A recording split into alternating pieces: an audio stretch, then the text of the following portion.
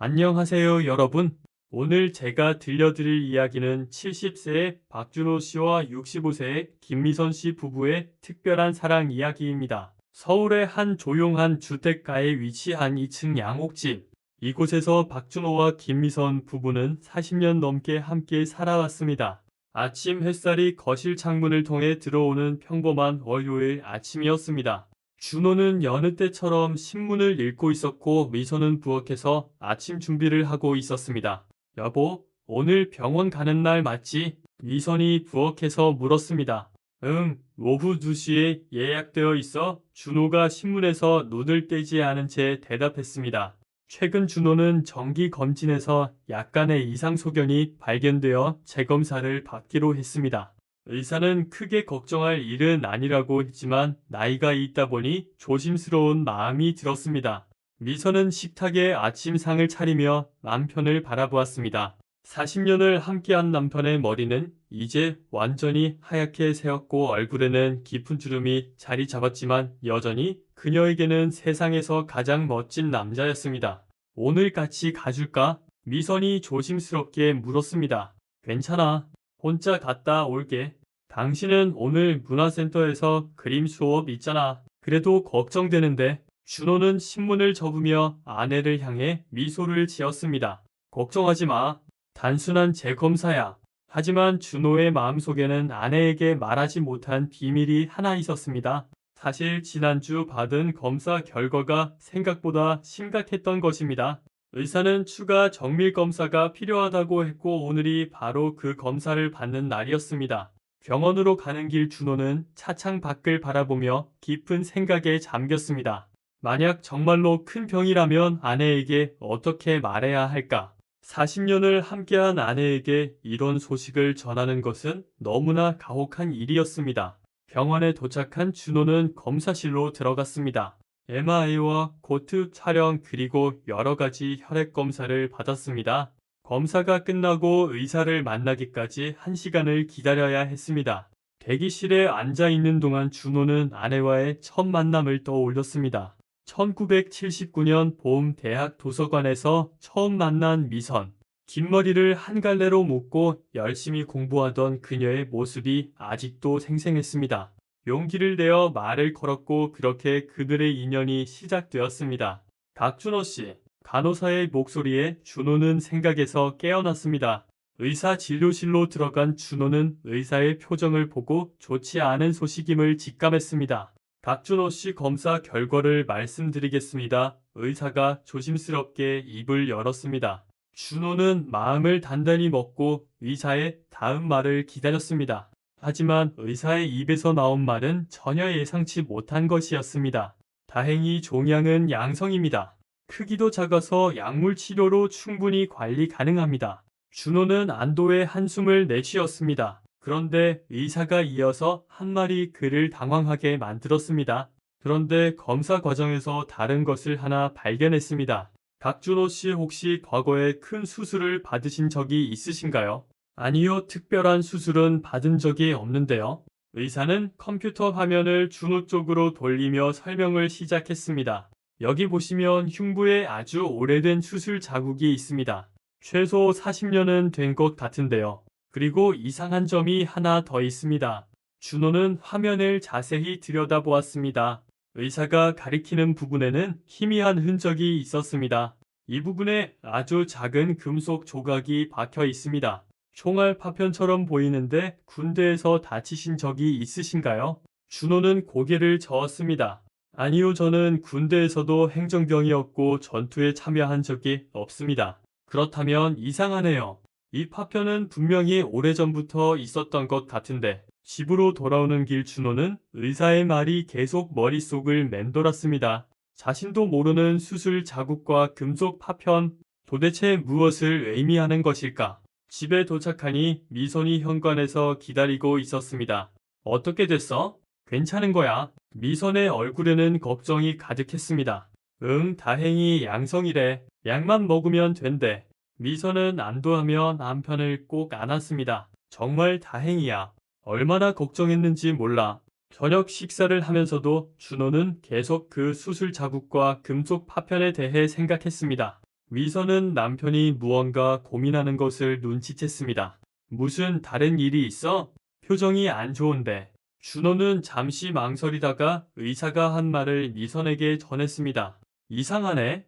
당신이 수술받은 적이 없다는 건 나도 알아. 우리 결혼하고 나서는 한 번도 큰 병원에 입원한 적이 없잖아. 미선이 말했습니다. 그래서 더 이상한 거야.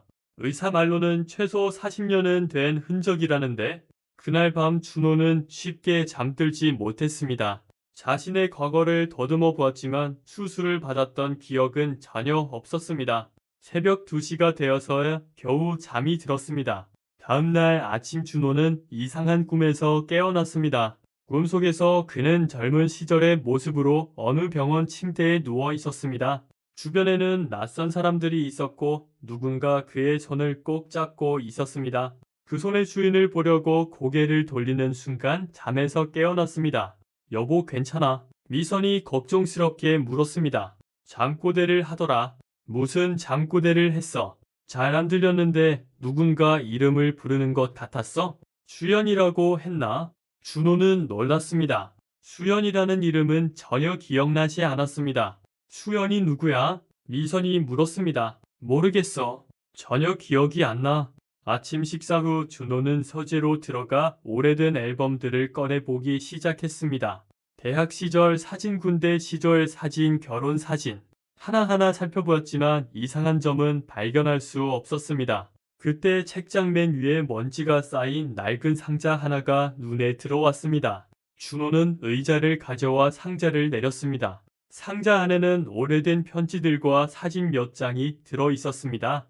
편지들을 하나씩 펼쳐보던 준호는 깜짝 놀랐습니다. 편지의 발신인은 모두 수연이었습니다. 그리고 수신인은 자신이었습니다. 하지만 준호는 이 편지들을 전혀 기억하지 못했습니다. 편지의 내용을 읽어보니 더욱 놀라웠습니다. 수연이라는 여성은 자신을 준호의 약혼자라고 소개하고 있었습니다.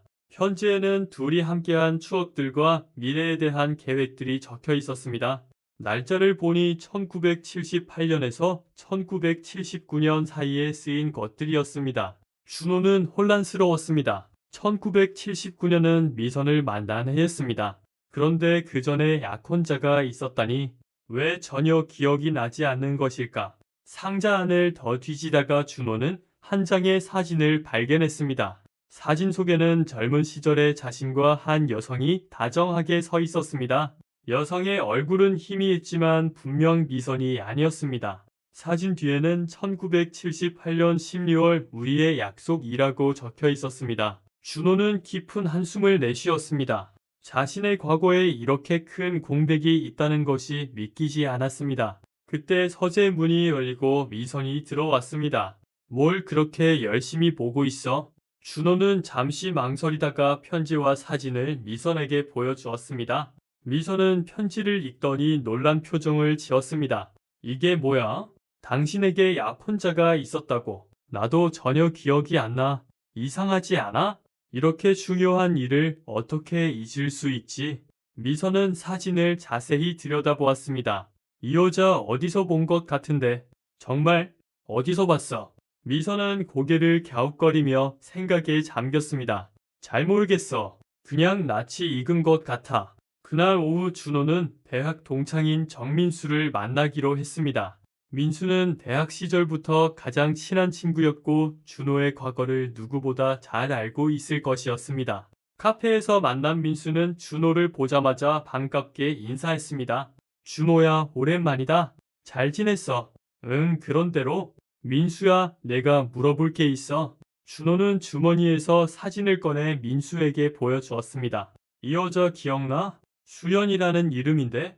민수의 표정이 갑자기 굳어졌습니다.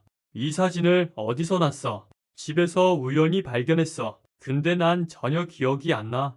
이상하지? 민수는 한참 동안 말이 없었습니다. 그리고 조심스럽게 입을 열었습니다. 준호야, 정말 아무것도 기억 안 나. 응, 전혀. 도대체 무슨 일이 있었던 거야? 민수는 깊은 한숨을 쉬며 말을 시작했습니다. 수연이는 내 약혼자가 맞아. 너희는 졸업하면 바로 결혼하기로 했었지. 그런데 1979년 초에 큰 사고가 있었어. 무슨 사고? 너희 둘이 드라이브를 가다가 교통사고를 당했어. 상대방 차량이 중앙선을 침범해서 정면 충돌했지. 너는 크게 다쳐서 한 달 넘게 입원했었고, 준호는 충격을 받았습니다. 그럼 수연이는? 민수는 고개를 저었습니다. 수연이는 그 자리에서 준호는 말을 잃었습니다. 자신에게 이런 비극적인 과거가 있었다니. 근데 너는 사고 후유증으로 기억을 잃었어. 의사는 외상 후 스트레스 장애라고 했지. 수연이와 관련된 모든 기억이 사라진 거야. 그럼 가족들도 다 알고 있었던 거야. 응, 하지만 의사가 무리하게 기억을 되살리려 하면 안 된다고 해서 모두 입을 다물었어. 그리고 얼마 후 내가 미선이를 만나서 행복해하는 걸 보고 다들 안심했지. 준호는 머리가 복잡했습니다. 40년 동안 잊고 살았던 과거가 갑자기 눈앞에 나타난 것입니다. 민수야, 혹시 사고 당시 내 몸에 금속 파편 같은 게 박혔었어? 응, 차량 파편이 가슴에 박혔었어. 수술로 대부분 제거했는데 일부는 너무 깊숙이 박혀서 그대로 두었다고 들었어. 모든 퍼즐이 맞춰지는 순간이었습니다. 의사가 발견한 수술 자국과 금속 파편은 바로 그 사고의 흔적이었던 것입니다. 집으로 돌아온 준호는 거실 소파에 앉아 깊은 생각에 잠겼습니다. 미선은 부엌에서 저녁 준비를 하고 있었습니다. 40년을 함께한 아내, 그녀와의 삶은 행복했습니다. 두 아들을 키우고 이제는 손주들도 생겼습니다. 하지만 그 행복의 시작에는 잊혀진 비극이 있었던 것입니다. 여보, 저녁 먹어. 미선의 목소리에 준호는 생각에서 깨어났습니다. 식탁에 앉은 준호는 아내를 바라보았습니다. 미선의 얼굴에는 여전히 걱정이 가득했습니다. 민수 만나고 왔어? 미선이 물었습니다. 응, 뭐라고 하던? 준호는 잠시 망설이다가 민수에게 들은 이야기를 모두 털어놓았습니다. 미선은 조용히 듣고 있었습니다. 그런 일이 있었구나. 미선이 나지막이 말했습니다. 당신도 몰랐어. 결혼하고 나서 시어머니께서 한번 말씀하신 적이 있어. 당신이 과거에 힘든 일을 겪었다고. 하지만 자세한 내용은 말씀 안 하시더라. 준호는 아내의 손을 잡았습니다. 미안해. 내가 기억하지 못하는 과거가 있었다니. 미안할 것 없어. 당신 잘못이 아니잖아. 그날 밤 준호는 또 꿈을 꾸었습니다. 이번에는 더 선명한 꿈이었습니다. 병원 침대에 누워있는 자신, 그리고 옆에서 울고 있는 부모님. 그런데 이상한 것은 꿈속에서 자신은 수연을 찾고 있었다는 것입니다. 수연아, 수연아, 어디 있어? 준호야, 진정해. 수연이는 어머니가 말을 잇지 못하고 울음을 터뜨렸습니다. 꿈속의 자신은 절망적으로 울부짖었습니다. 그 고통이 너무나 생생해서 준호는 식은땀을 흘리며 잠에서 깨어났습니다. 미선이 걱정스럽게 남편을 바라보고 있었습니다. 또 악몽 꿨어. 응, 점점 기억이 돌아오는 것 같아. 괴로우면 그만 생각해. 이미 지나간 일이잖아. 하지만 준호는 그럴 수 없었습니다. 한번 열린 기억의 문은 쉽게 닫히지 않았습니다. 다음날 준호는 수연의 가족을 찾아보기로 했습니다. 민수에게 연락해서 수연의 성이 최씨였다는 것을 알아냈습니다. 최수연, 이름을 되뇌자 가슴 한구석이 아려왔습니다. 인터넷으로 검색을 하다가 준호는 1979년 신문 기사를 발견했습니다. 비극의 교통사고 예비 신부 사망. 기사를 읽는 준호의 손이 떨렸습니다. 기사에는 사고 당시 상황이 자세히 나와 있었습니다. 음주 운전자가 중앙선을 침범했고 수연은 준호를 보호하려다 치명상을 입었다고 했습니다. 준호는 노트북을 덮고 눈을 감았습니다. 수연이 자신을 구하려다 죽었다니. 그 사실이 너무나 무거웠습니다. 며칠 후 준호는 수연의 묘소를 찾았습니다. 서울 외곽의 한 공원 묘지. 묘비에는 최수연 1956년부터 1979년까지 라고 새겨져 있었습니다. 준호는 묘비 앞에 꽃을 놓고 한참 동안 서 있었습니다. 수연아, 미안해. 너를 잊고 살았어. 아니, 기억하지 못했어. 바람이 불어 나뭇잎들이 흔들렸습니다. 마치 수연이 대답하는 것 같았습니다. 하지만 나는 행복하게 살았어. 좋은 사람을 만나서 가정을 이루고 너도 그걸 원했을 거야, 그렇지? 준호는 묘비를 한번 쓰다듬고 돌아섰습니다. 그때 누군가 그를 불렀습니다. 혹시 박준호 씨? 돌아보니 60대 후반으로 보이는 여성이 서 있었습니다. 네, 그런데 누구시죠? 저는 수연이 동생 최수진입니다. 준호는 놀랐습니다. 40년 만에 만나는 수연의 가족이었습니다. 어떻게 저를? 오빠 얼굴은 잊을 수가 없죠.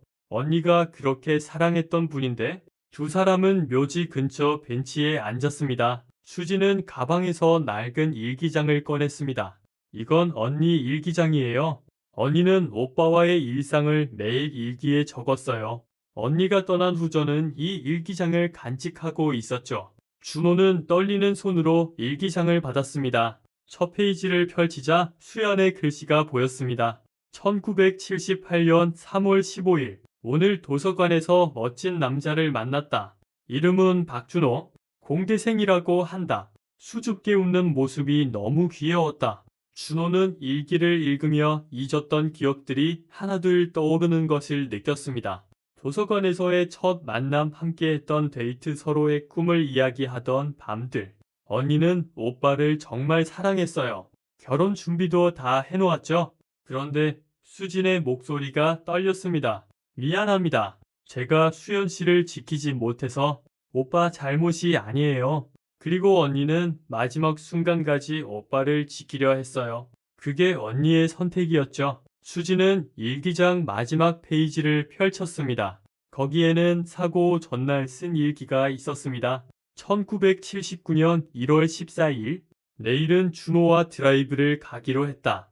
날씨가 좋았으면 좋겠다. 준호와 함께라면 어디든 행복할 것 같다. 우리의 미래가 너무 기대된다. 준호는 눈물을 참을 수 없었습니다. 40년 만에 흘리는 눈물이었습니다. 오빠가 행복하게 사신다니 다행이에요. 언니도 그걸 원했을 거예요. 감사합니다. 이 일기장을 보여주셔서. 오빠가 가지세요. 이제 오빠에게 돌려드릴 때가 된 것 같아요. 준호는 일기장을 가슴에 안았습니다. 잃어버렸던 과거의 한 조각이 돌아온 것 같았습니다. 집으로 돌아온 준호는 서재에 앉아 수연의 일기를 처음부터 끝까지 읽었습니다. 일기를 읽을수록 기억이 선명해졌습니다. 수연과 함께했던 행복한 날들이 하나둘 떠올랐습니다. 그런데 일기장 중간에 낡은 편지 봉투가 끼워져 있었습니다. 봉투를 열자 수연이 쓴 편지가 나왔습니다. 편지 날짜는 사고 일주일 전이었습니다. 준호에게 이 편지를 언제 줄까 고민하다가 일기장에 넣어두었어. 사실 나는 요즘 이상한 꿈을 꿔. 꿈속에서 나는 너를 떠나게 돼. 하지만 너는 다른 여자를 만나 행복하게 살아.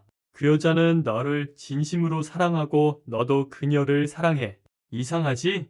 질투가 날 법도 한데 나는 오히려 안심이 돼. 만약 정말로 내가 먼저 떠나게 된다면 꼭 다시 사랑하는 사람을 만나? 그리고 행복하게 살아. 그게 내 소원이야. 사랑해, 준호야. 준호는 편지를 읽고 또 읽었습니다. 수연이 마치 미래를 알고 있었던 것 같았습니다. 그리고 자신이 미선을 만나 행복하게 살 것을 축복해 준 것 같았습니다. 저녁이 되어 미선이 서재로 들어왔습니다. 아직도 여기 있었어? 저녁 먹어야지. 준호는 아내에게 수연의 편지를 보여주었습니다. 미선은 편지를 읽고 눈시울이 붉어졌습니다. 참 좋은 분이었네. 당신을 정말 사랑했구나. 미선아. 응, 고마워. 나와 함께 해줘서. 미선은 남편의 어깨를 감싸 안았습니다. 나도 고마워. 당신을 만나서.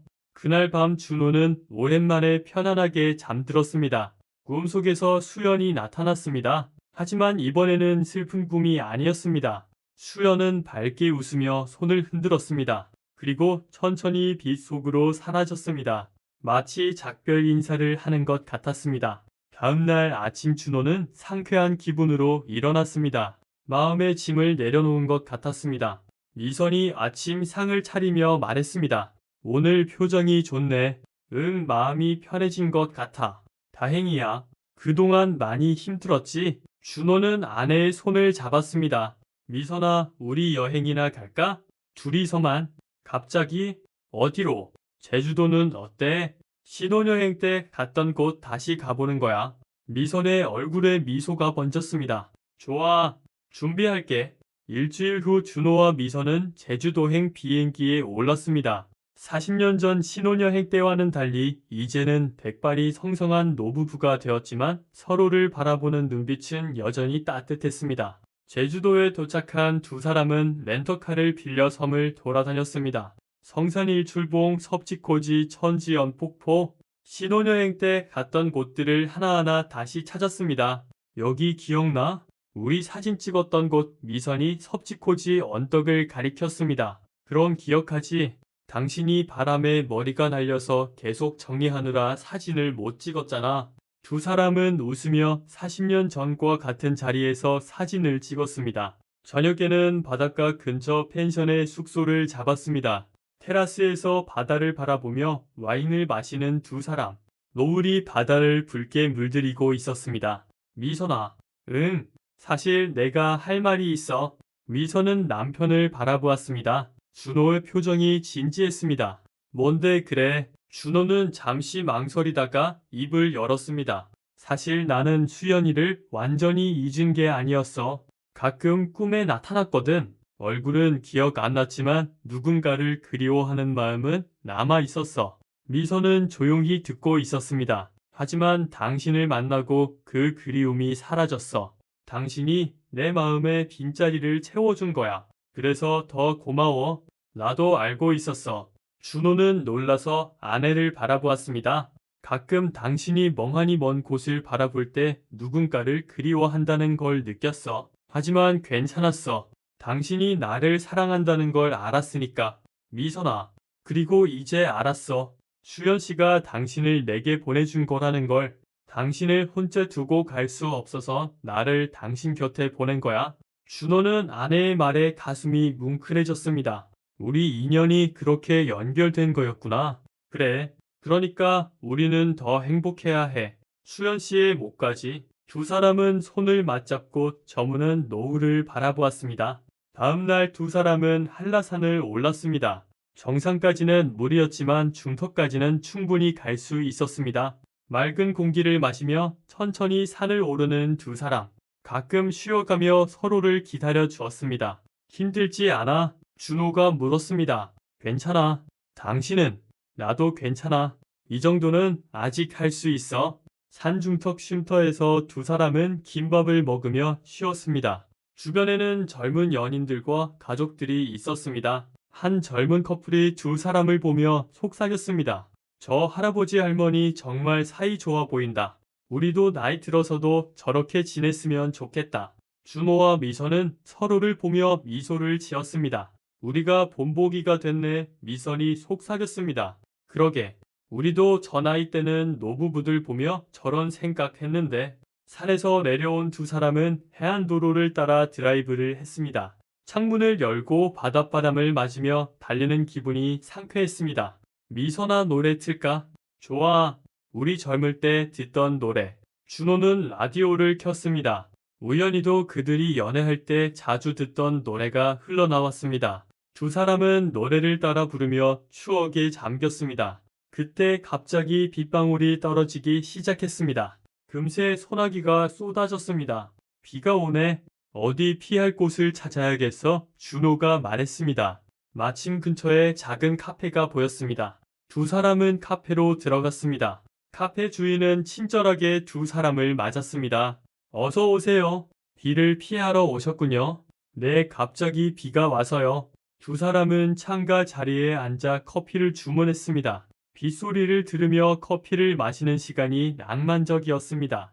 빗소리 좋다, 미선이 말했습니다. 그러게, 이렇게 앉아있으니 마치 시간이 멈춘 것 같아. 카페에는 두 사람밖에 없었습니다. 주인은 조용히 자리를 피해 주었습니다. 미선아, 우리 앞으로 얼마나 더 함께 할 수 있을까? 글쎄, 하늘이 허락하는 만큼이겠지. 나는 당신보다 먼저 가고 싶지 않아. 나도 그래. 같이 가면 좋겠는데. 두 사람은 서로의 손을 잡았습니다. 주름진 손이었지만 따뜻했습니다. 비가 그치고 다시 해가 나왔습니다. 두 사람은 카페를 나와 해변을 걸었습니다. 젖은 모래 위에 발자국을 남기며 천천히 걸었습니다. 발자국이 나란히 있네. 미선이 뒤를 돌아보며 말했습니다. 우리 인생도 저렇게 나란히 걸어온 거지. 앞으로도 계속 그럴 거고 해변 끝에 있는 바위에 앉아 두 사람은 바다를 바라보았습니다. 파도가 끊임없이 밀려왔다가 물러갔습니다. 준호야, 응, 고백할 게 하나 있어. 준호는 놀라서 아내를 바라보았습니다. 사실 나도 당신 만나기 전에 좋아하는 사람이 있었어. 정말? 누구였어? 대학 선배였어. 하지만 그 사람은 날 친구로만 생각했지. 그래서 포기했어. 그랬구나? 그런데 당신을 만나고 알았어. 진짜 사랑이 뭔지. 그 사람을 좋아했던 건 그냥 설렘이었어. 하지만 당신과는 달랐어. 당신과는 함께 있는 것만으로도 편안하고 행복했어. 준호는 아내를 꼭 안았습니다. 나도 그래. 당신과 있으면 마음이 편해. 제주도에서의 마지막 날 두 사람은 일출을 보러 성산일출봉에 갔습니다. 새벽 일찍 일어나는 것이 힘들었지만 일출을 꼭 보고 싶었습니다. 정상에 오르니 이미 많은 사람들이 일출을 기다리고 있었습니다. 동쪽 하늘이 서서히 밝아지기 시작했습니다. 곧 해가 뜰 거야, 준호가 말했습니다. 그 순간 수평선 너머로 붉은 해가 모습을 드러냈습니다. 장엄한 일출 광경에 모든 사람들이 탄성을 질렀습니다. 와, 정말 아름답다. 미선이 감탄했습니다. 40년 전에도 여기서 일출을 봤었지.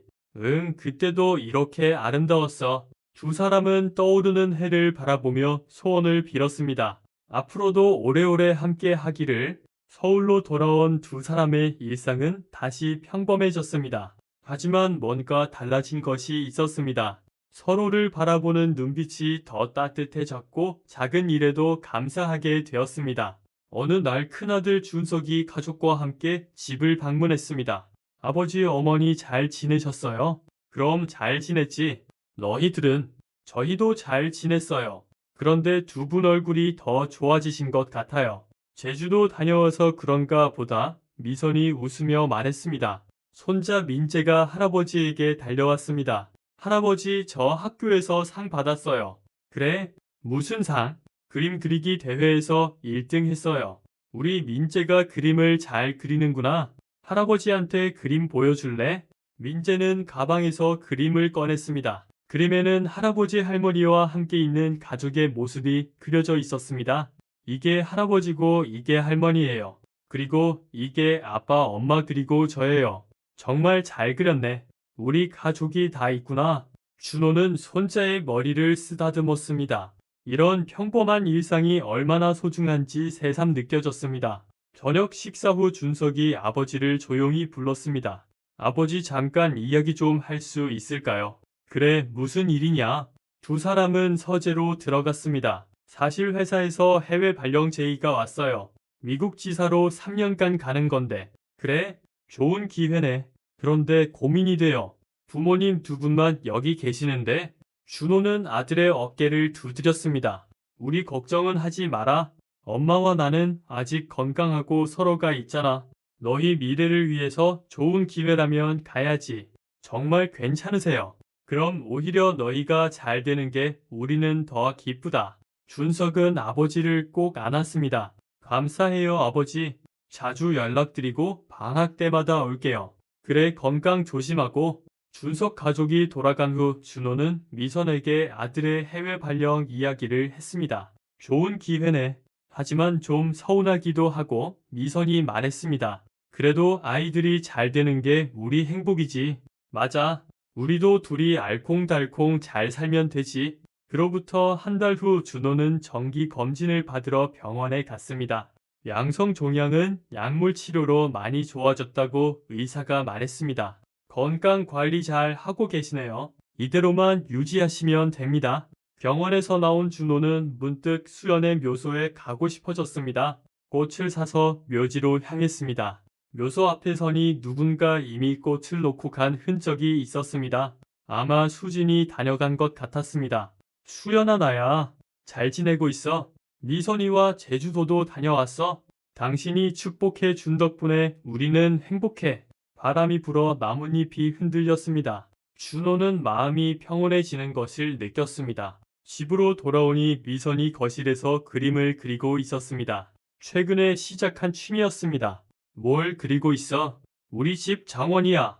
봄에 꽃이 피면 정말 예쁘잖아. 준호는 아내 옆에 앉아 그림을 구경했습니다. 서툴지만 정성이 담긴 그림이었습니다. 잘 그렸네. 재능이 있는 것 같아. 그래? 선생님도 잘한다고 칭찬해 주셨어. 두 사람은 거실 소파에 나란히 앉아 TV를 보았습니다. 뉴스에서는 100세 시대에 대한 특집을 방송하고 있었습니다. 우리도 100세까지 살 수 있을까? 미선이 물었습니다. 글쎄 그렇게 오래 살고 싶어. 당신과 함께라면.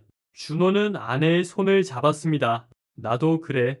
그날 밤 준호는 일기를 쓰기 시작했습니다. 수연의 일기를 읽고 나서 자신도 남은 인생을 기록하고 싶어졌습니다.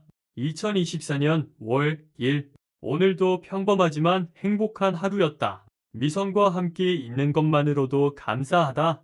수연아, 당신이 하늘에서 지켜봐 준 덕분에 나는 이렇게 행복하게 살고 있어. 고마워. 다음날 아침 준호는 미선에게 특별한 제안을 했습니다. 미선아, 우리 결혼 45주년 기념 파티를 하는 게 어때? 45주년? 보통 50주년에 하지 않아? 50주년까지 기다리기엔 너무 길어. 매년이 소중하잖아. 미선은 웃으며 동의했습니다. 좋아. 어떻게 할까? 가족들 다 초대해서 집에서 조촐하게 하자. 준석이네가 미국 가기 전에 두 사람은 파티 준비를 시작했습니다. 날짜를 정하고 가족들에게 연락했습니다. 작은 아들 준영이네도 오기로 했습니다. 파티 준비를 하면서 두 사람은 결혼식 때를 떠올렸습니다. 기억나? 당신 결혼식 날 너무 긴장해서 반지를 떨어뜨렸잖아. 미선이 웃으며 말했습니다. 그랬지. 당신은 웃음을 참느라 힘들어했고 그때는 정말 앞날이 막막했는데 어느새 이렇게 나이를 먹었네. 그러게. 시간이 정말 빠르다. 파티 당일 가족들이 모두 모였습니다. 준석이네와 준영이네 그리고 미선의 여동생 가족까지. 집은 오랜만에 북 젖었습니다. 아버지 어머니 결혼 45주년 축하드려요. 준석이 꽃다발을 전했습니다. 우리 부모님이 롤모델이에요.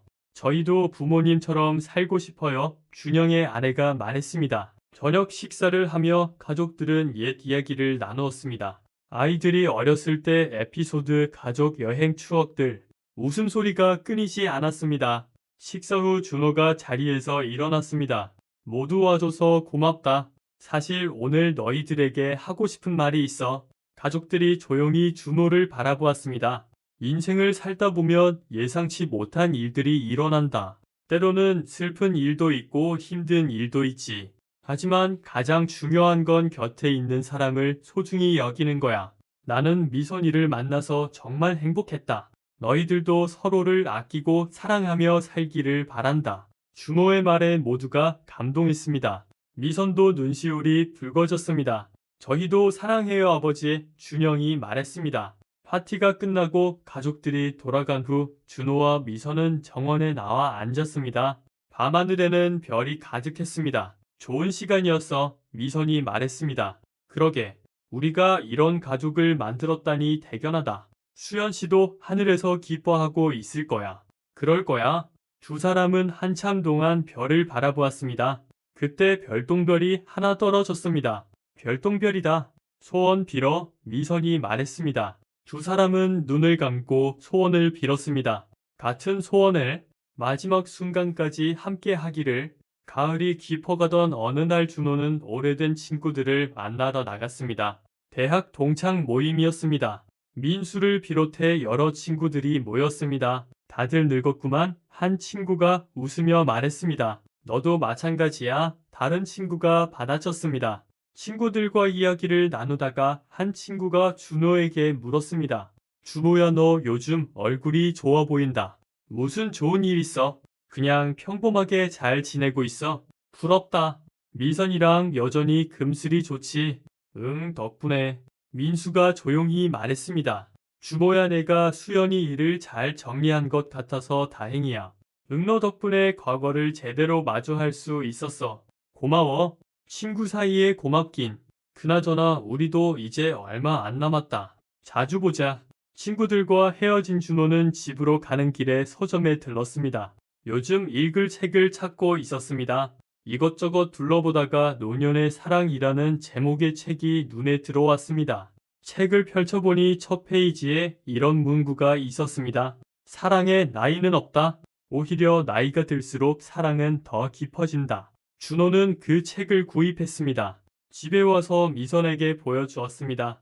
이런 책도 있네. 미선이 관심을 보였습니다. 같이 읽어보자. 우리 이야기 같기도 하고. 두 사람은 거실에 나란히 앉아 책을 읽기 시작했습니다. 책에는 여러 노부부의 사랑 이야기가 담겨 있었습니다.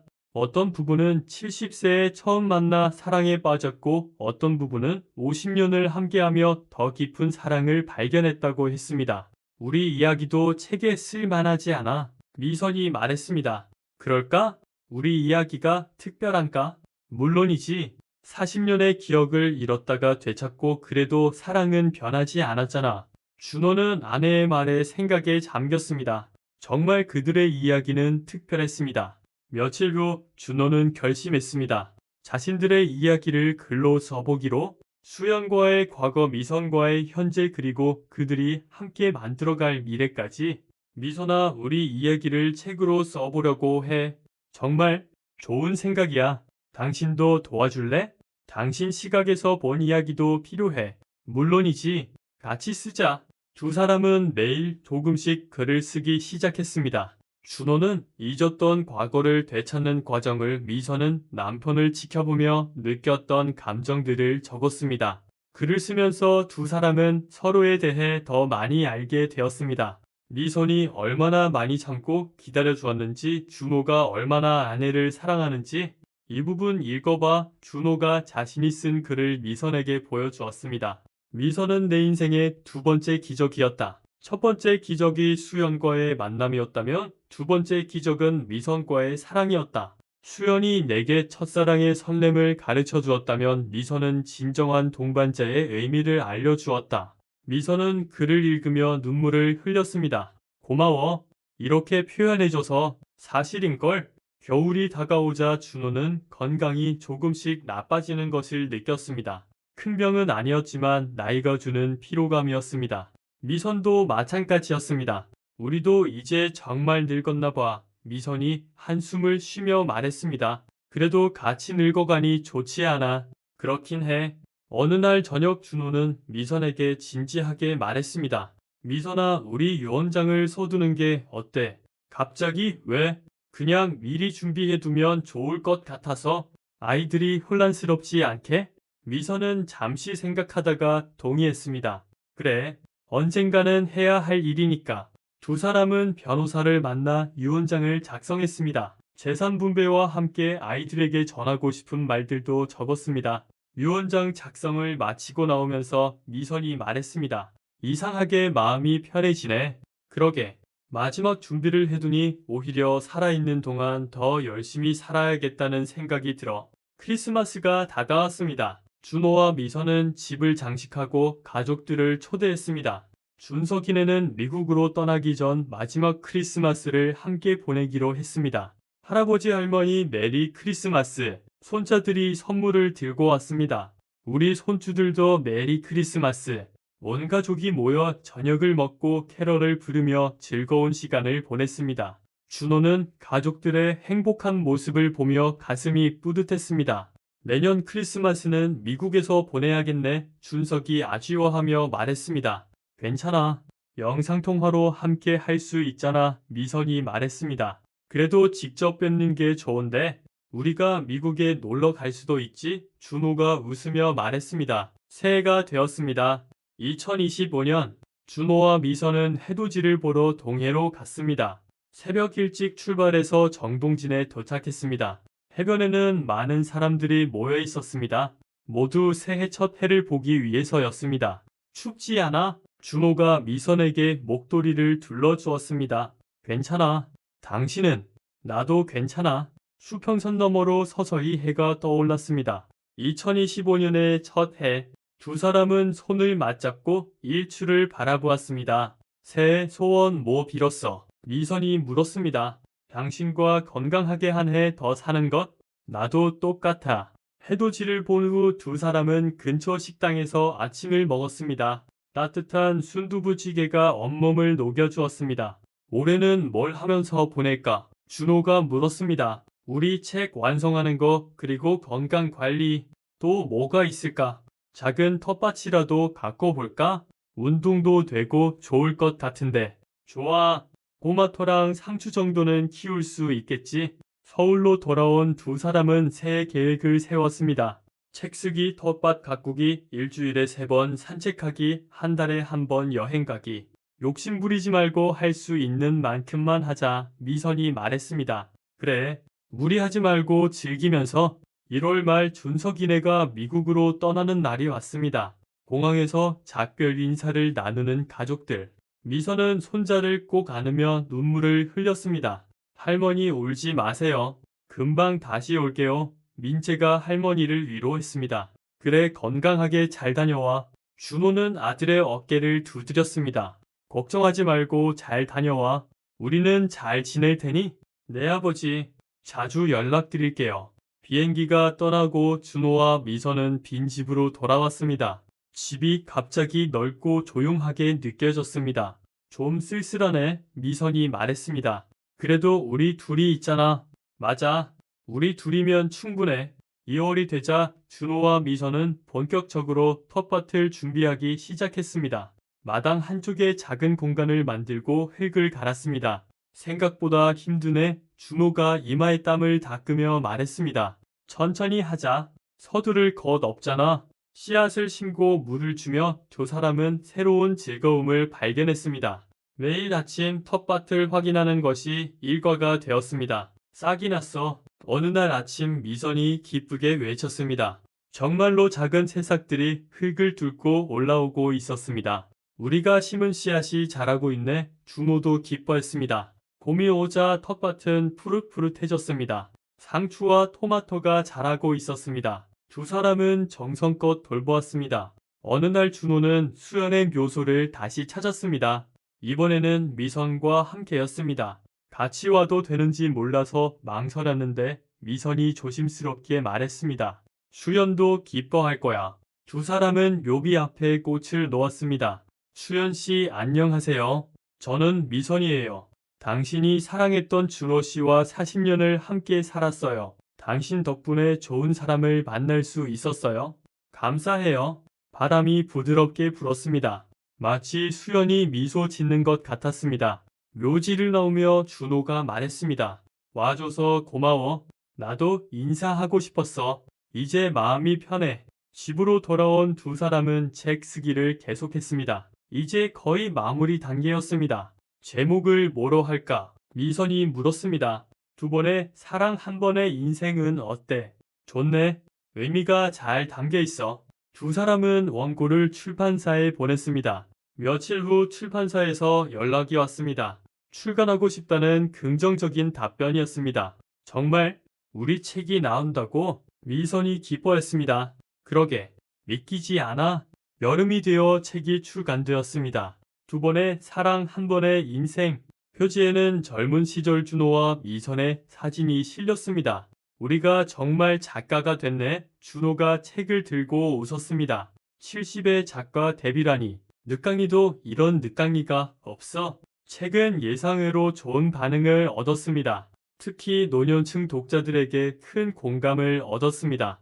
어느 날 한 독자에게서 편지가 왔습니다. 책을 읽고 많은 위로를 받았습니다. 저도 배우자를 먼저 보내고 혼자 살고 있는데 두 분의 이야기를 읽으며 사랑의 의미를 다시 생각하게 되었습니다. 감사합니다. 우리 이야기가 누군가에게 위로가 됐대. 미선이 감동하며 말했습니다. 글을 쓰길 잘했네. 가을이 되자 준호의 건강이 갑자기 나빠졌습니다. 정기 검진에서 심장에 이상이 발견된 것입니다. 수술이 필요할 수도 있습니다. 의사가 신중하게 말했습니다. 나이를 고려하면 위험할 수도 있고요. 미선은 남편의 손을 꼭 잡았습니다. 어떻게 하고 싶어? 일단 약물 치료를 해보고 안 되면 수술을 고려해보자. 집으로 돌아온 두 사람은 한동안 말이 없었습니다. 죽음이 갑자기 가까이 다가온 것 같았습니다. 무서워? 미선이 물었습니다. 솔직히 좀 무섭긴 해. 하지만 당신과 함께라면 견딜 수 있을 것 같아. 나도 옆에 있을게. 끝까지 준호는 약물 치료를 시작했습니다. 다행히 약이 잘 듣는 것 같았습니다. 상태가 조금씩 호전되었습니다. 준석이 미국에서 급히 전화를 했습니다. 아버지 괜찮으세요? 제가 가야 할까요? 괜찮다. 약 먹으니 좋아지고 있어. 걱정하지 마라. 정말이세요? 거짓말 아니죠? 정말이야. 엄마가 잘 돌봐주고 있어. 전화를 끊고 준호는 깊은 생각에 잠겼습니다. 남은 시간이 얼마나 될지 모르지만 하루하루를 소중히 살아야겠다고 다짐했습니다. 어느 날 준호는 미선에게 특별한 제안을 했습니다. 미선아, 우리 결혼식을 다시 올리는 게 어때? 결혼식을? 왜? 그때는 너무 정신없이 치렀잖아. 이번에는 우리 둘만을 위한 조용한 결혼식을 하고 싶어. 미선은 남편의 진심을 알아차렸습니다. 마지막이 될지도 모르는 시간을 특별하게 만들고 싶은 마음. 좋아. 어디서 할까? 우리가 처음 만났던 대학 캠퍼스는 어때? 두 사람은 모교를 찾아갔습니다. 캠퍼스는 많이 변했지만 도서관은 그대로였습니다. 여기야. 내가 당신에게 처음 말을 걸었던 곳. 준호가 한자리를 가리켰습니다. 기억나. 당신이 너무 떨어서 말을 더듬었지. 두 사람은 도서관 앞 벤치에 앉았습니다. 준호는 주머니에서 작은 상자를 꺼냈습니다. 미선아. 응. 준호는 상자를 열었습니다. 안에는 새 반지가 들어 있었습니다. 다시 한번 나와 결혼해 줄래? 미선은 눈물을 흘리며 고개를 끄덕였습니다. 그럼 물론이지. 준호는 미선의 손가락에 반지를 끼워 주었습니다. 두 사람은 오래도록 포옹했습니다. 주변을 지나가던 학생들이 두 사람을 보며 미소를 지었습니다. 백발의 노부부가 보여주는 사랑의 모습이 아름다웠습니다. 집으로 돌아온 두 사람은 한 파티를 준비했습니다. 준영이네와 미선의 동생 가족만 초대했습니다. 아버지 어머니가 결혼식을 다시 올리신다고요. 준영이 놀라며 물었습니다. 응, 우리끼리 조촐하게. 멋지세요. 저희도 나중에 나이 들면 그렇게 하고 싶어요. 파티는 집 정원에서 열렸습니다. 준호와 미선은 서로에게 쓴 편지를 읽었습니다. 준호가 먼저 읽기 시작했습니다. 미선에게 45년 전 당신을 만난 것은 내 인생 최고의 행운이었습니다. 당신은 내가 가장 힘들 때 나타나 빛이 되어 주었고 평범한 일상을 특별하게 만들어 주었습니다. 이제 남은 시간이 얼마나 될지 모르지만 마지막 순간까지 당신을 사랑하겠습니다. 미선도 편지를 읽었습니다. 준호에게 당신과 함께한 45년은 때로는 힘들기도 했지만 대부분은 행복했습니다.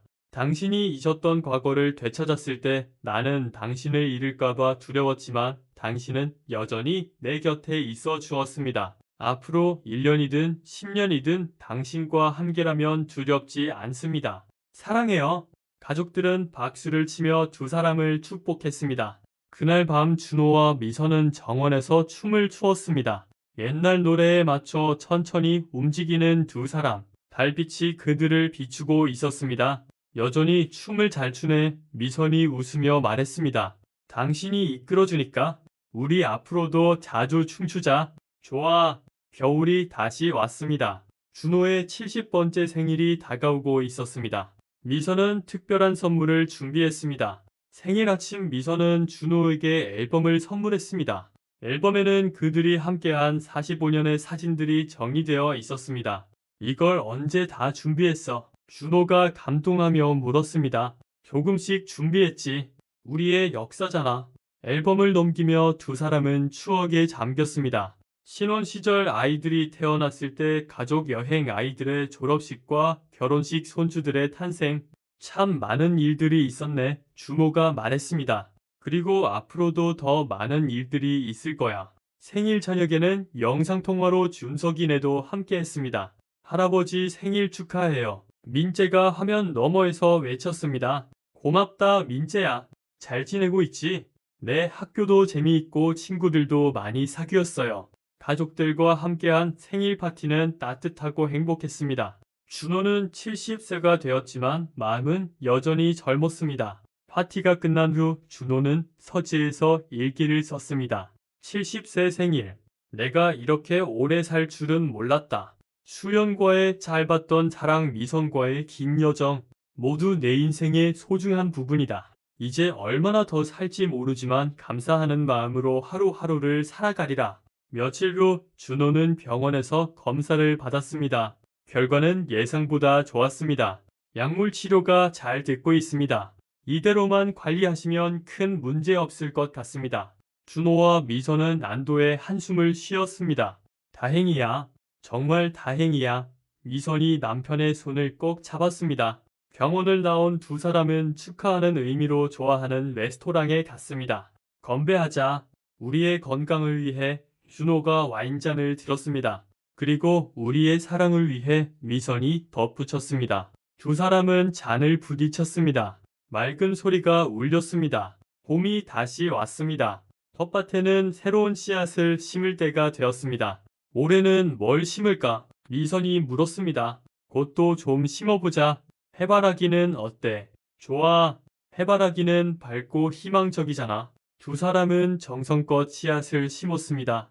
흙을 만지며 생명을 심는 일은 그들에게 큰 기쁨이었습니다. 어느 날 우편함에 특별한 편지가 도착했습니다. 수진이 보낸 편지였습니다. 준호 오빠, 미선 언니, 잘 지내고 계신가요? 언니 기일이 다가와서 편지를 씁니다. 얼마 전 두 분이 쓰신 책을 읽었어요. 언니도 하늘에서 기뻐하고 있을 거예요. 두 분이 행복하게 사는 모습을 보니 저도 마음이 편해집니다. 건강하세요. 준호는 답장을 썼습니다. 수연을 잊지 않고 있다는 것, 그리고 수진 덕분에 과거를 되찾을 수 있었다는 감사의 마음을 전했습니다. 5월이 되자 해바라기가 싹을 틔웠습니다. 작은 새싹들이 햇빛을 향해 고개를 들고 있었습니다. 우리도 저 해바라기처럼 살자. 준호가 말했습니다. 햇빛을 향해 밝게. 응, 마지막까지 밝고 희망적으로. 어느 날 준호는 미선에게 뜻밖의 제안을 했습니다. 미선아, 우리 자원봉사를 해보는 게 어때? 자원봉사? 어떤 거? 양로원에 가서 책 읽어주기나 말벗 되어주기. 우리보다 외로운 어르신들이 많잖아. 미선은 좋은 생각이라며 동의했습니다. 두 사람은 근처 양로원에서 자원봉사를 시작했습니다. 일주일에 2번 책을 읽어주거나 이야기를 나누었습니다. 젊은 사람들이 오네. 한 할머니가 농담했습니다. 저희도 70이 넘었는데요. 준호가 웃으며 대답했습니다.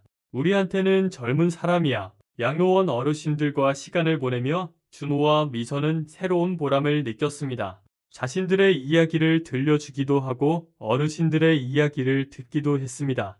여름이 되자 해바라기가 활짝 피었습니다. 노란 꽃들이 정원을 밝게 비추었습니다. 정말 예쁘다. 미선이 감탄했습니다. 당신이 더 예뻐? 70이 넘은 할머니한테 무슨 소리야? 나한테는 여전히 제일 예쁜 사람이야. 두 사람은 해바라기 앞에서 사진을 찍었습니다. 밝게 웃는 두 사람의 모습이 해바라기만큼 환했습니다. 8월 18일, 준호는 아침 일찍 일어나 미선을 위한 특별한 아침을 준비했습니다. 오늘은 미선의 65번째 생일이었습니다. 생일 축하해 여보. 준호가 침대로 아침을 가져왔습니다. 이게 뭐야? 깜짝 놀랐잖아. 특별한 날이니까 특별하게 시작해야지. 미선은 남편이 준비한 아침을 먹으며 행복해했습니다. 65세라니 믿기지 않아? 나한테는 여전히 25살이야. 저녁에는 준영이네와 함께 생일 파티를 했습니다. 준석이네도 영상통화로 참여했습니다. 엄마 생일 축하해요. 아들들이 함께 외쳤습니다. 고마워 얘들아. 케이크를 자르며 미선은 소원을 빌었습니다. 가족 모두의 건강과 행복을. 파티가 끝난 후 준호와 미선은 정원에 나와 앉았습니다. 여름밤에 시원한 바람이 불었습니다. 미선아, 내가 준비한 선물이 하나 더 있어. 준호는 봉투를 건넸습니다. 안에는 비행기 티켓이 들어 있었습니다. 파리. 응, 신혼여행 때 가고 싶다고 했잖아. 늦었지만 이제라도 가자. 미선은 감동해서 눈물을 흘렸습니다. 정말? 진짜 파리에 가는 거야. 그럼 다음 달에 출발이야. 두 사람은 파리 여행을 준비하기 시작했습니다. 가이드북을 사고 프랑스어 인사말을 배웠습니다. 봉주르는 안녕하세요, 메르시는 감사합니다. 미선이 연습했습니다. 발음이 좋은데. 칭찬 고마워. 9월 중순 두 사람은 파리로 떠났습니다. 긴 비행이었지만 설렘 때문에 피곤하지 않았습니다. 파리에 도착한 두 사람은 먼저 에펠탑을 찾았습니다. 와, 정말 크다. 미선이 감탄했습니다. 사진으로 보는 것과는 다르네. 두 사람은 에펠탑을 배경으로 사진을 찍었습니다. 지나가던 젊은 커플이 사진을 찍어주겠다고 했습니다. 유록소 러블리터게더 젊은 여성이 말했습니다. 생트유, 준호가 대답했습니다. 생강을 따라 걸으며 두 사람은 파리의 낭만을 만끽했습니다. 노트르담 성당, 루브르 박물관, 베르사유 궁전. 하루하루가 꿈 같았습니다. 이렇게 아름다운 곳이 있다니, 미선이 말했습니다. 당신과 함께여서 더 아름다운 것 같아. 몽마르트 언덕에서 두 사람은 거리의 화가에게 초상화를 그려달라고 했습니다. 아름다운 커플이시네요. 화가가 프랑스어 억양의 영어로 말했습니다. 저희가요? 미선이 수줍게 웃었습니다. 내 사랑이 눈에서 빛나고 있어요. 완성된 초상화는 정말 아름다웠습니다. 두 사람의 사랑이 그림에 그대로 담겨 있었습니다. 파리의 마지막 밤, 두 사람은 세느강 크루즈를 탔습니다. 불빛으로 장식된 파리의 야경이 환상적이었습니다. 미선아, 이 순간을 영원히 기억하자. 응, 절대 잊지 않을 거야. 두 사람은 손을 맞잡고 파리의 밤을 만끽했습니다. 한국으로 돌아온 두 사람은 여행 사진을 정리하며 추억을 되새겼습니다. 정말 꿈 같은 여행이었어. 미선이 말했습니다. 우리 내년에는 어디로 갈까? 내년이 있을까? 당연하지. 우리는 아직 갈 곳이 많아. 가을이 깊어가던 어느 날 준호는 갑자기 가슴 통증을 느꼈습니다. 미선이 급히 병원으로 데려갔습니다. 검사 결과 심장 상태가 악화된 것으로 나타났습니다. 이번에는 수술을 고려해야 할 것 같습니다. 의사가 신중하게 말했습니다. 준호와 미선은 서로를 바라보았습니다. 두려움과 걱정이 눈에 가득했습니다. 수술 성공률은 어느 정도인가요? 미선이 물었습니다. 70% 정도입니다. 나이를 고려하면 위험이 있지만 하지 않으면 더 위험할 수 있습니다. 집으로 돌아온 두 사람은 진지한 대화를 나누었습니다. 어떻게 생각해? 미선이 물었습니다. 수술을 해야 할 것 같아. 당신과 더 오래 있고 싶어. 나도 그래. 하지만 무서워. 나도 무서워. 하지만 당신이 있으니 이겨낼 수 있을 거야. 수술 날짜가 정해졌습니다. 준석이 미국에서 급히 귀국했습니다. 아버지, 제가 왔어요.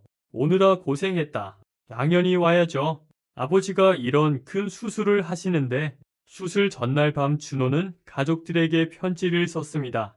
혹시 모를 상황에 대비해서였습니다. 사랑하는 가족들에게, 만약 내가 돌아오지 못한다면 이 편지가 마지막 인사가 될 것입니다. 하지만 슬퍼하지 마세요. 나는 충분히 행복한 삶을 살았습니다. 수연과의 짧았던 사랑도 미선과의 긴 여정도 모두 축복이었습니다. 준서가 준영아, 훌륭한 아들이 되어줘서 고맙다.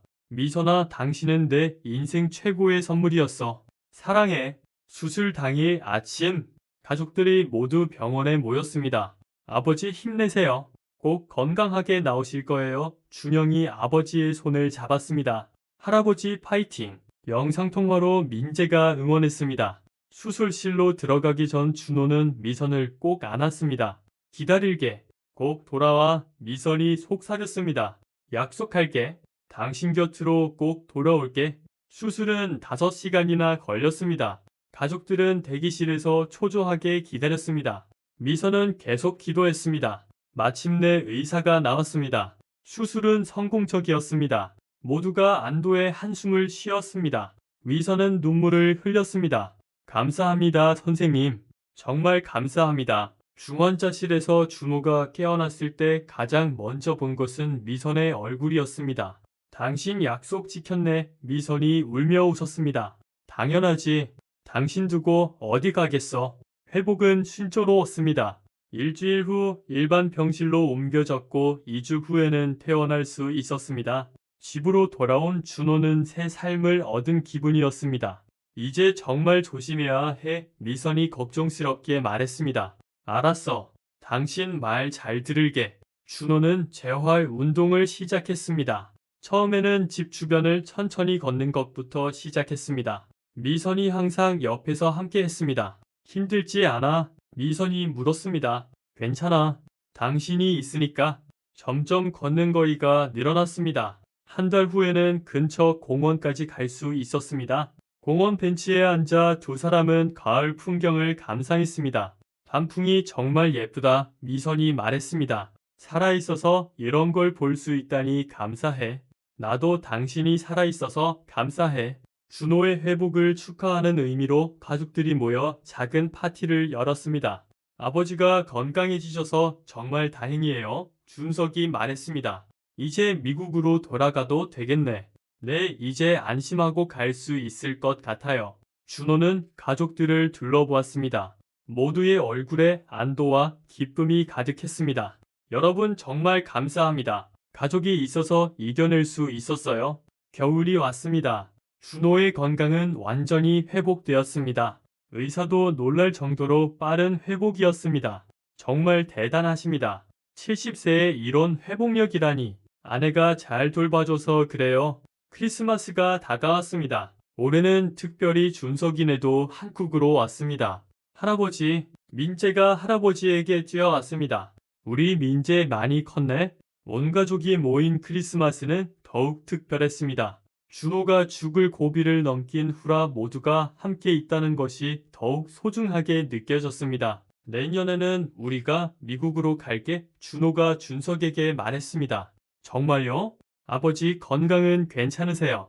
이제 완전히 좋아졌어. 미국 구경도 하고 싶고. 새해가 밝았습니다. 2026년 준호 71세 미선 66세. 올해 목표는 뭐로 할까? 미선이 물었습니다. 건강하게 사는 것, 그리고 매일 감사하며 사는 것. 좋아. 나도 같은 목표야. 봄이 오자 두 사람은 다시 텃밭을 가꾸기 시작했습니다. 작년에 해바라기 자리에 새로운 꽃들을 심었습니다. 올해는 장미를 심어볼까? 준호가 제안했습니다. 장미? 키우기 어렵지 않을까? 도전해보자. 우리도 아직 할 수 있어. 두 사람은 정성껏 장미를 심고 가꾸었습니다. 봄비가 내리고 햇살이 비추며 장미는 조금씩 자라났습니다. 어느 날 준호는 수연의 묘소를 찾았습니다. 이번에는 혼자였습니다. 수연아, 나 잘 살아남았어. 큰 수술도 이겨냈고. 미선이 덕분이야. 당신이 보내준 사람 덕분에. 묘비 앞에 장미 한 송이를 넣었습니다. 텃밭에서 처음 핀 장미였습니다. 이제 나도 얼마 남지 않았을 거야. 하지만 두렵지 않아. 언젠가 다시 만날 테니까. 바람이 불어 장미 향기가 퍼졌습니다. 집으로 돌아온 준호는 미선과 함께 앨범을 정리했습니다. 파리 여행 사진들을 새 앨범에 넣으면서 우리 인생이 한 권의 앨범 같아? 미선이 말했습니다. 아직 끝나지 않은 앨범이지. 맞아. 아직 채울 페이지가 많이 남았어. 여름이 되자 준호와 미선은 미국으로 떠났습니다. 준석이네를 방문하는 여행이었습니다. 할아버지 할머니, 공항에서 민재가 반갑게 맞았습니다. 준석이네 집에서 일주일을 보냈습니다. 미국 생활에 적응한 가족들의 모습이 대견했습니다. 여기 생활은 어때? 미선이 며느리에게 물었습니다. 처음에는 힘들었는데 이제 적응했어요. 민재도 학교에서 잘 지내고요. 뉴욕 관광도 했습니다. 자유의 여신상 타임스퀘어 센트럴파크. 준호와 미선은 손자의 안내를 받으며 뉴욕을 구경했습니다. 할아버지, 여기가 제가 다니는 학교예요. 민재가 자랑스럽게 학교를 소개했습니다. 우리 민재가 이런 좋은 학교에 다니는구나. 한국으로 돌아오는 비행기 안에서 미선이 말했습니다. 준석이네가 잘 지내고 있어서 안심이야. 그러게. 이제 정말 걱정할 게 없네. 가을이 되었습니다. 준호와 미선의 결혼 46주년이 다가왔습니다. 올해는 어떻게 기념할까? 준호가 물었습니다. 조용히 둘이서만 보내는 게 어때? 좋아. 우리가 좋아하는 곳으로 가자. 두 사람은 강원도 속초로 떠났습니다. 바다가 보이는 펜션에서 조용한 시간을 보냈습니다. 46년이라니 정말 긴 시간이야. 미선이 바다를 바라보며 말했습니다. 하지만 짧게 느껴져. 당신과 함께한 시간은. 저녁에는 해변을 걸었습니다. 파도 소리를 들으며 천천히 걸었습니다. 준호야. 응, 고마워. 나를 선택해줘서. 나야말로 고마워. 나와 함께 해줘서. 두 사람은 손을 꼭 잡고 걸었습니다. 석양이 바다를 붉게 물들이고 있었습니다. 펜션으로 돌아온 두 사람은 와인을 마시며 이야기를 나누었습니다. 우리가 처음 만났을 때 이렇게 될 줄 알았어. 미선이 물었습니다. 몰랐지. 하지만 당신과 함께하고 싶다는 건 알았어. 나도 그랬어. 그날 밤 준호는 꿈을 꾸었습니다. 꿈속에서 그는 젊은 시절로 돌아가 있었습니다. 수연과 미선이 함께 있었습니다. 두 사람은 서로 웃으며 이야기를 나누고 있었습니다. 준호 씨는 참 복받은 사람이에요. 수연이 말했습니다. 맞아요. 우리 둘의 사랑을 모두 받았으니까요. 미선이 웃으며 말했습니다. 준호는 두 사람을 번갈아 보았습니다. 꿈속에서 그는 행복했습니다. 아침에 일어난 준호는 미선에게 꿈 이야기를 했습니다. 신기한 꿈이네. 수연 씨와 내가 친구가 된 거야. 응. 두 사람이 정말 친하게 지내더라. 현실에서도 그랬을 것 같아. 우리가 같은 시대에 만났다면 서울로 돌아온 두 사람은 다시 일상으로 돌아왔습니다. 양로원 봉사활동도 계속했습니다. 선생님들 오늘도 오셨네요. 양로원 어르신들이 반갑게 맞았습니다. 그럼요. 어르신들 뵈러 와야죠. 준호는 어르신들에게 책을 읽어주고 미선은 그림을 그려드렸습니다. 작은 봉사였지만 큰 보람을 느꼈습니다. 겨울이 다시 왔습니다. 준호의 71번째 생일이었습니다. 생일 축하해요. 미선이 아침부터 축하 노래를 불렀습니다. 고마워. 71세라니 정말 많이 살았네. 아직 멀었어. 100세까지 가야지. 생일 저녁 준영이네가 집으로 왔습니다. 아버지 생일 축하드려요. 이건 저희가 준비한 선물이에요. 선물을 열어보니 건강검진 쿠폰이었습니다. 최고급 건강검진이에요. 아버지 건강이 제일 중요하니까요. 고맙다. 잘 쓸게. 가족들과 함께한 생일은 따뜻했습니다. 준호는 71세가 되었지만 여전히 삶에 대한 열정이 있었습니다. 그런데 그날 밤 준호는 이상한 느낌을 받았습니다. 마치 무언가 중요한 일이 곧 일어날 것 같은 예감이었습니다. 미선아, 응, 내가 할 말이 있어. 미선은 남편의 진지한 표정을 보고 긴장했습니다. 뭔데? 준호는 깊은 숨을 쉬고 말을 시작했습니다. 사실 최근에 이상한 꿈을 자주 꿔. 수연이 나타나서 곧 만나자고 해. 미선의 표정이 어두워졌습니다. 그게 무슨 의미인지 나도 알아. 하지만 나는 아직 준비가 안 됐어. 당신과 더 있고 싶어. 미선은 남편의 손을 꼭 잡았습니다. 나도 그래. 하지만 때가 되면 어쩔 수 없는 거잖아. 알아. 그래서 지금 이 순간이 더 소중한 거겠지. 두 사람은 오래도록 서로를 안고 있었습니다. 다음날 준호는 병원에 가서 정기 검진을 받았습니다. 심장 수술 후 경과를 확인하는 검사였습니다. 상태가 아주 좋습니다. 수술이 성공적이었어요. 의사가 밝게 말했습니다. 준호는 안도했습니다. 꿈은 단지 꿈일 뿐이었을까. 집으로 돌아온 준호는 미선에게 검사 결과를 전했습니다. 다행이야. 정말 다행이야. 미선이 안도의 한숨을 쉬었습니다. 그러게, 괜한 걱정을 했나 봐. 하지만 준호의 마음 한구석에는 여전히 불안감이 남아 있었습니다. 봄이 다시 찾아왔습니다. 2027년 준호 72세, 미선 67세, 텃밭의 장미가 다시 피기 시작했습니다. 작년보다 더 많은 꽃을 피웠습니다. 장미가 정말 예쁘게 피었네. 미선이 감탄했습니다.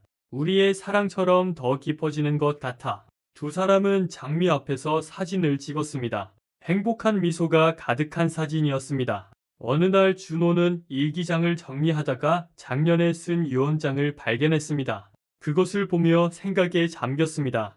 미선아, 우리 유언장을 수정해야 할 것 같아. 왜? 바꿀 게 있어. 마지막으로 당신에게 하고 싶은 말을 추가하고 싶어. 준호는 유언장에 한 문장을 추가했습니다. 미선에게, 당신은 내 인생의 기적이었습니다. 다음 생에도 꼭 만나요. 미선도 자신의 유언장에 추가했습니다. 준호에게, 당신과 함께한 모든 순간이 행복했습니다. 영원히 사랑해요. 5월의 어느 화창한 날, 준호와 미선은 한강 공원으로 피크닉을 갔습니다. 날씨가 정말 좋다. 미선이 하늘을 올려다보며 말했습니다. 당신과 함께여서 더 좋아. 두 사람은 돗자리를 펴고 준비해온 김밥을 먹었습니다. 주변에는 젊은 연인들과 가족들이 있었습니다. 우리도 저랬었지. 준호가 젊은 연인들을 보며 말했습니다. 지금도 그래. 나이만 먹었을 뿐. 강바람을 맞으며 두 사람은 낮잠을 잤습니다. 평화로운 오후였습니다. 집으로 돌아오는 길에 준호가 갑자기 멈춰 섰습니다. 왜 그래? 미선이 물었습니다. 그냥 이 순간을 기억하고 싶어서. 당신과 함께 걷는 이 평범한 순간을. 미선은 남편의 팔짱을 꼈습니다. 나도 기억할게. 영원히.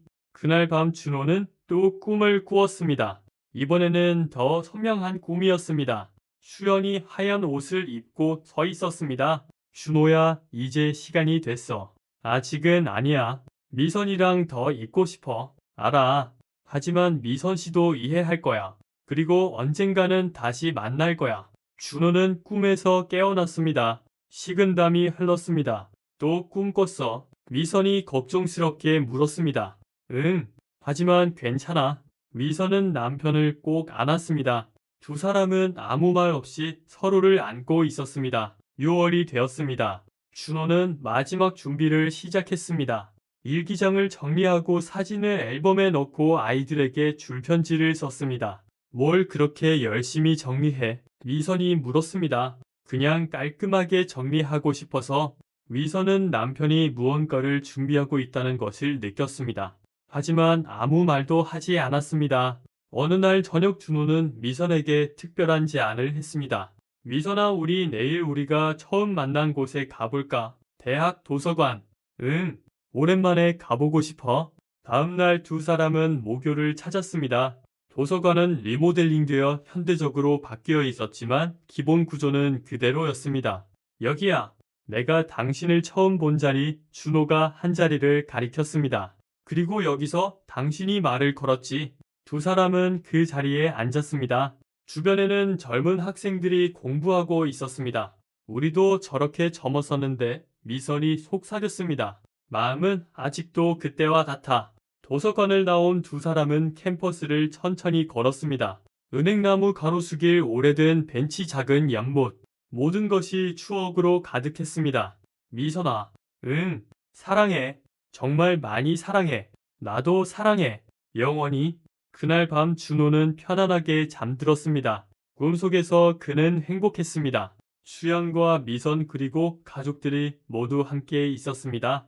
다음날 아침 미선이 일어났을 때 준호는 아직 잠들어 있었습니다. 평화로운 얼굴이었습니다. 여보, 일어나. 아침이야. 하지만 준호는 대답이 없었습니다. 미선은 남편의 손을 잡았습니다. 차가웠습니다. 준호야. 준호야. 준호는 평화롭게 잠든